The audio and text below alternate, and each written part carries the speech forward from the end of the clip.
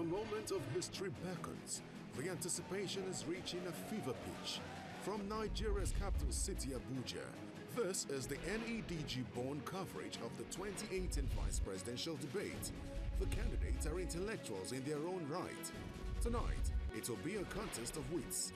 The battle for the vice presidential seat is under the spotlight, and a great chance for voters to compare the candidates side by side. The stage is now set for an intense debate. Critical issues will be brought to the table. If you thought it would be easy, think again. 5 candidates, 1 stage. Who will prevail? Brace up, everyone. We are live from Abuja, the capital of Nigeria. Ladies and gentlemen, welcome to the NEDG-born Vice Presidential Debate 2018.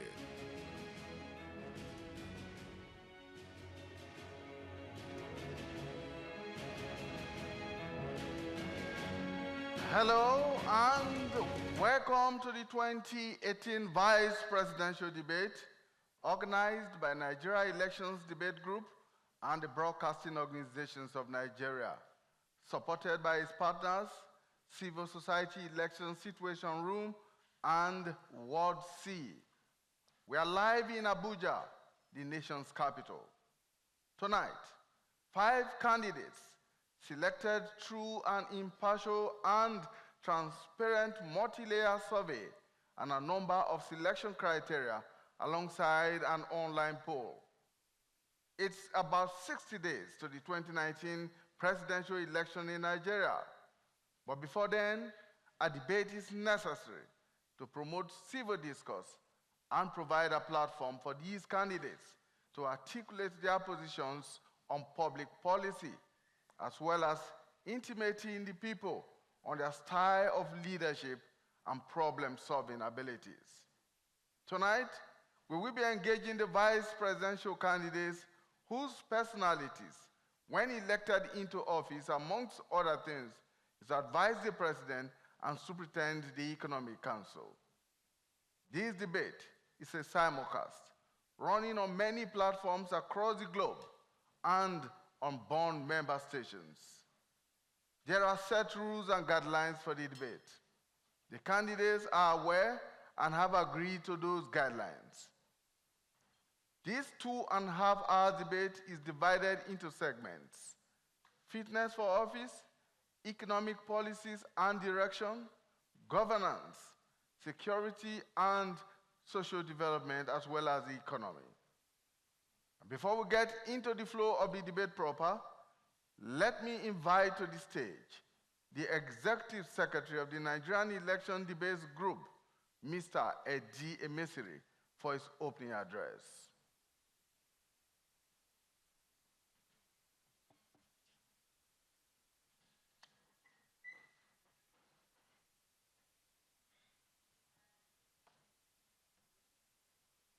Good evening, ladies and gentlemen. You're welcome to the 2019 presidential elections debate put together by the Nigerian Elections Debate Group and the Broadcasting Organizations of Nigeria. I am Eddie Emesiri, the Executive Secretary of the group. It gives me great pleasure to welcome you to this event. It is another history-making event in the politics of our nation. As we know, we're at a critical stage in our history where we are faced with a series of decisions, one of which is to elect a credible president that will lead this nation, which is the most populous nation in Africa, for 4 years. It is an opportunity to see how the tremendous opportunities will be brought up. Africa is looking up to this giant to push upward and forward. And the world is also waiting for us to excel. How we do that is now left to us. Tonight, we bring on stage those who are seeking to be vice president in a debate that will put to test the understanding and the abilities to act as president, lead the economic team, and assist the number one person to steer the affairs of this great nation to greater 4 years. The selection of these 5 parties that will be represented here tonight is perhaps one of the most difficult tasks the debate board and the committee who sat on the selection committee have faced in years. But it is done carefully, fairly, and in the most credible manner using multi-layered system.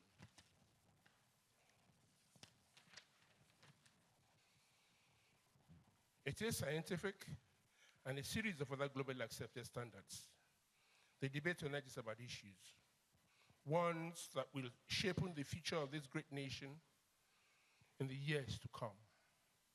I do hope as you watch tonight, from wherever you may be in the country today and around the world, in your minds, the love and passion for Nigeria will grow more. And you will make the right decisions at the polls next year. On behalf of my colleagues, welcome to the 2019 presidential elections.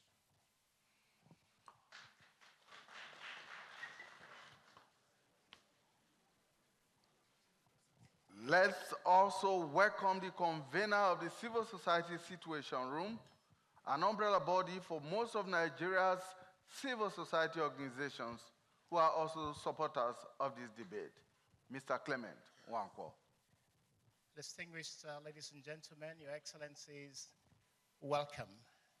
We are delighted to be supporting this debate because we think it's important for citizens to understand those who are seeking their mandate, those who are seeking their vote.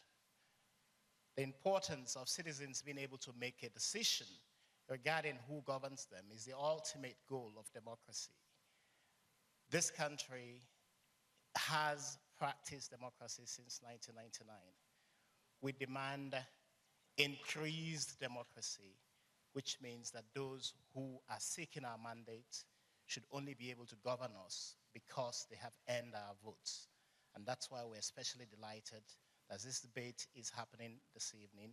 It's an opportunity for citizens to understand those who are seeking their mandates, what it is they seek to do for the citizens, for the country, to lift us up from where we are to greater heights. This country has incredible potentials. We have incredible human resources, and we believe that those who are seeking to rule us, to govern this country, should be a manifestation of the deep levels of incredible resource, human resource that this country has. Nigerians are listening, and we're hoping that the vote of Nigerians only will be what determines who governs us. Thank you so much.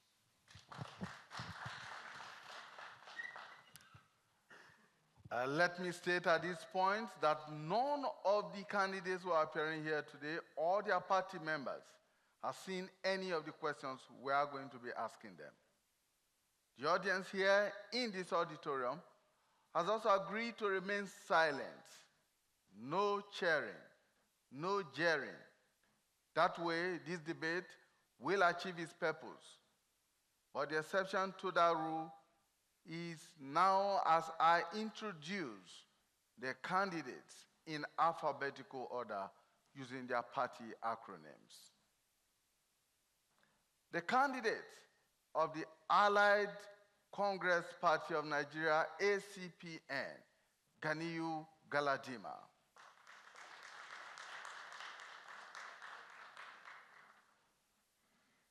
The candidate of the All Progressives Congress, APC, Yemi Oshibajo.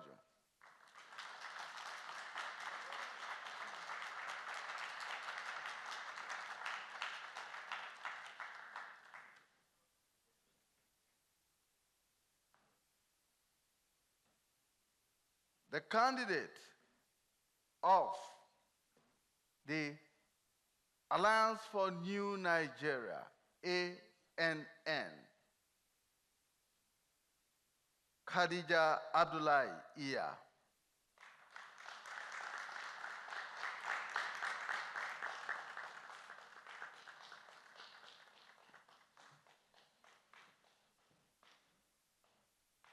the candidate of the People's Democratic Party, PDP, Peter Obi.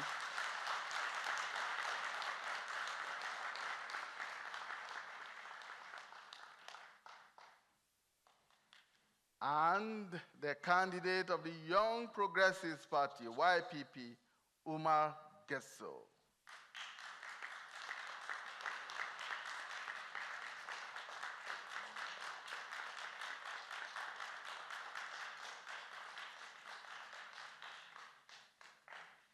Now that we have the full complement of all the candidates, could we please rise for the national anthem?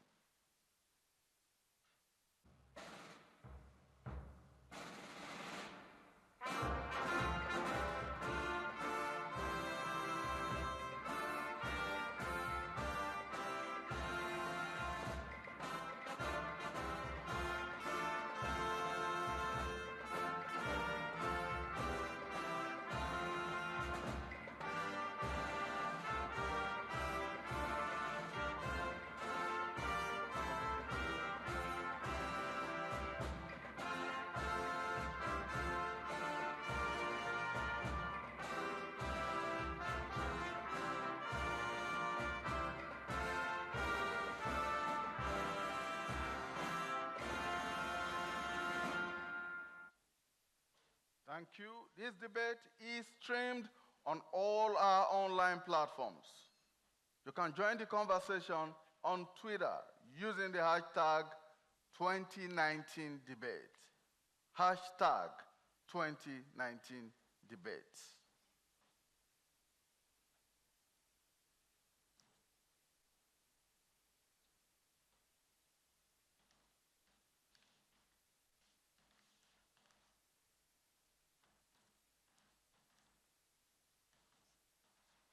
All right.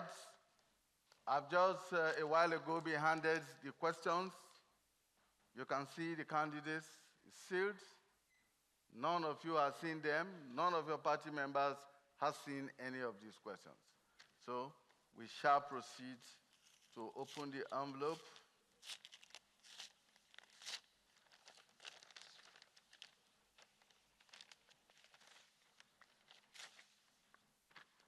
And we shall begin the debate. First, we need each of the candidates to have an opening statement of 3 minutes each. And we begin with the candidate of the Allied Congress Party of Nigeria, ACPN. The 3 minutes begins now. Fellow candidates, the moderator, distinguished audience, ladies and gentlemen. First of all, I want to give glory to God for giving us the opportunity to be here today. And my sincere gratitude also goes to the NEDG for giving us the opportunity to speak to Nigerians. This is not the first opportunity of my party to face Nigerians in a presidential contest. In 2015, we participated equally in NDG debate for presidential candidates, even though then I was a presidential candidate. But between 2015 and now, I think we have recorded little or no improvement in governance. And the life of people is becoming the worse for it, making Nigeria to be tagged the capital of poverty in the world, which is very disheartening. So I want to say that we cannot continue to do the same thing the same way and be expecting different results. There's need for Nigerians to look at the candidates and their manifestos before they can cast their vote. Nigerians are the worse for it, And the GDP of the country is becoming lower and lower, becoming lower and lower. The bane of this is that unemployment is becoming higher and higher, and this is because of the wrong policy of the government. In 2015, what we were told by the APC was that the subsidy was a fraud.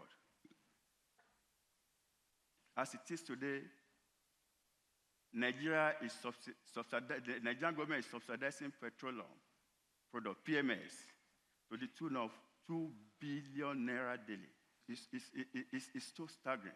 That is to say that we are subsidizing inefficiency. We are subsidizing the rich. And funds that are hitherto are supposed to go into development, into infrastructure, and to build other sectors of the economy are being frittered away. Is the reason why is the reason why in 2019. Thank you very much. It's now the turn of the candidate of the Alliance for New Nigeria, AAN, Khadija Abdullahi Iyan. Good evening, sir. Good evening, ladies and gentlemen. Good evening, fellow candidates. My name is Khadija Abdullahi Iyan. I am a nation builder, a lawyer, and a social entrepreneur. I was born 44 years ago into the family of Elijah Audu Kwengila. I was born in Kaduna, grew up in Lagos, and came back to the north.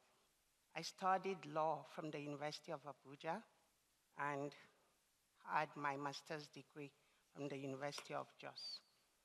I gained my experiences from the legal practice, banking and finance, and media. I founded SI Magazine Limited, which is focused on humanitarian journalism and social development.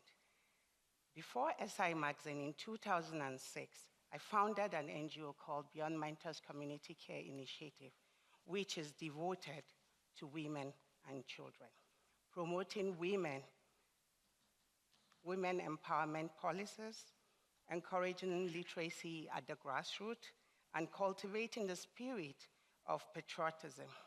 I am passionate about women, particularly passionate about the plight of children. That's why most of my programs are focused and targeted at the children and youth. I believe that we should all be concerned about the plight of children in Nigeria. And that is basically securing our future, the future of our children, our future. I am vying for the office of Vice President of Nigeria because I am concerned about every one of the over 2.1 million children in the Northeast and the IDP camps, which are scattered across Nigeria. I am also concerned about the 13 million children who are out of school. I am, as a wife and a mother of 7, I am committed to using every resource of authority at my disposal to ensure that every child, every young person, every mother, and every father gets the opportunities that they deserve in their pursuit of happiness. Thank you. Thank you very much. Thank you for keeping within your time frame. The candidate of the All Progressives Congress, Professor Yemi Osinbajo, your opening statement. Thank you very much, and good evening, everyone. Good evening, fellow candidates. I'll just go straight to where we're at as a government, beginning with our journey in infrastructure. Today, we have begun perhaps one of the largest infrastructure projects in the history of our country. We're building railways between Lagos and Kano. That medium gauge railway, we will expect that the first phase of it, that's the Lagos-Ibadan part of it, will be ready in January. At the same time, we've done the Alaja Warri. All we're left with is supplying feedstock to it. Kano-Maradi Rail, which is one of the oldest commercial routes in the country, that has just been given, and the KfW, the German bank, is sponsoring that railway, the Kano-Maradi Rail. We're also looking at the Lagos-Calabar Rail, and these are some of just the rail routes. In every state of Nigeria today, we have a major road project. Practically 16 years after the Lagos-Ibadan expressway was abandoned, we are dealing with that today, and we're building that Lagos-Ibadan road practically every day today. That's a major road out of the commercial nerve center of Nigeria. At the same time, agriculture. In the area of agriculture, barely 5 years ago, this country was importing $5 million of rice every single day. Today, we're down to 90% less. We're producing 90% of the rice that we consume, and we're importing only 2% of what we used to import. At the same time, there are other forms of produce. Sorghum, for example, is fast replacing barley. We're also in cashew and practically every other area. Agriculture in Nigeria today has certainly gone up in leaps and bounds. I hope we'll have time to talk about that later on. We have a social investment policy, possibly the largest ever in the history of our country. 500 billion is what we're investing in every cycle. Under the Empower scheme, we're employing 500,000 graduates, and the 500,000 graduates are in every single local government.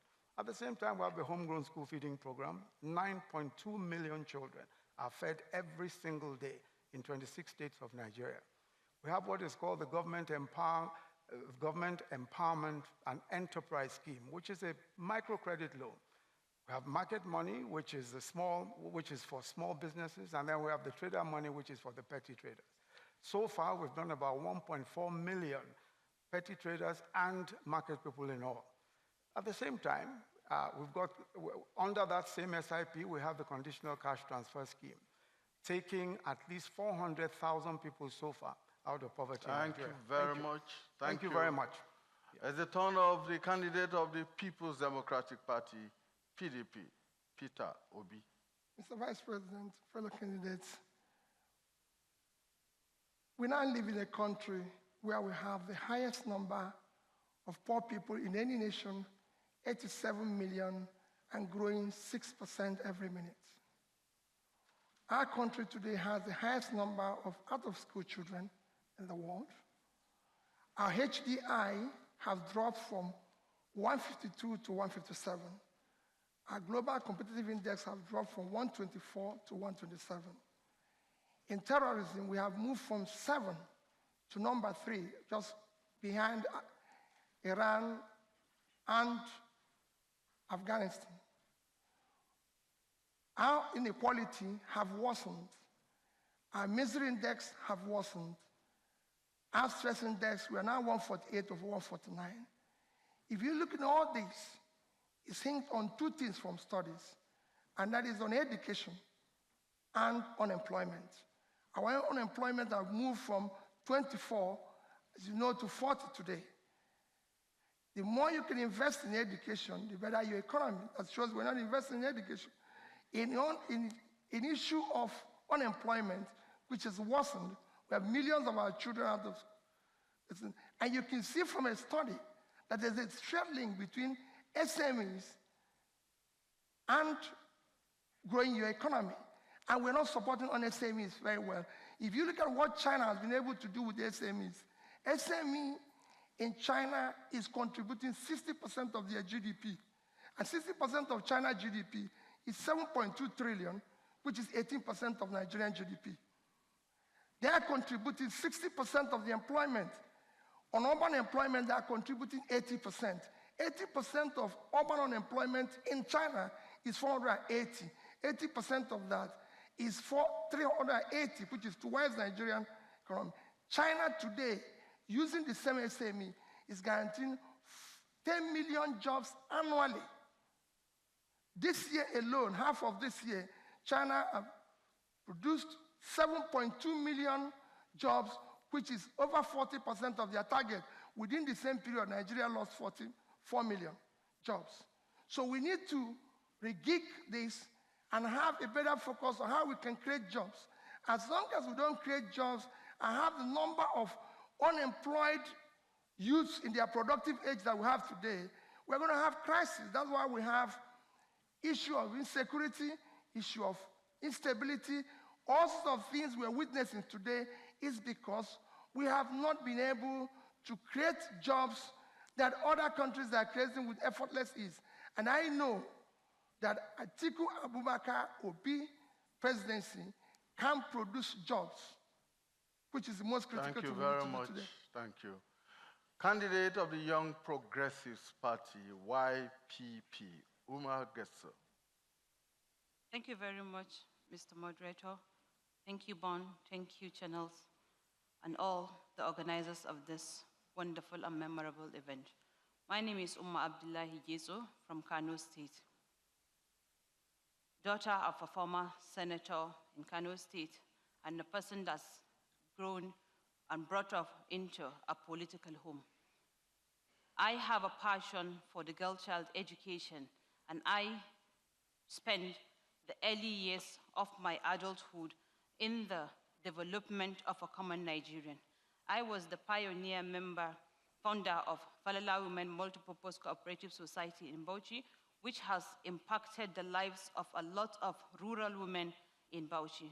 And I later on founded Youth Enlightenment Initiative of Nigeria, which up to now we are empowering young men and women in the country.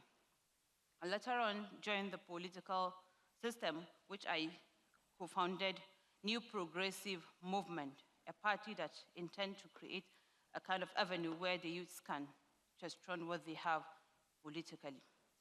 And now, as a member, as a running mate of Professor Kingsley Magalu, I want to use this opportunity to thank the organizers of this event. And my presidential candidate is a person that has a lot to offer to Nigeria, because if you compare him with the choices we have, we can see that Professor Kingsley Magalu is among the best because he has experience in all sectors of the economy, which is the main problem we're having today in Nigeria. And I, as Umar Yeso, feels that I should join this race because I am a passionate Nigerian. I so much believe in Nigeria working again.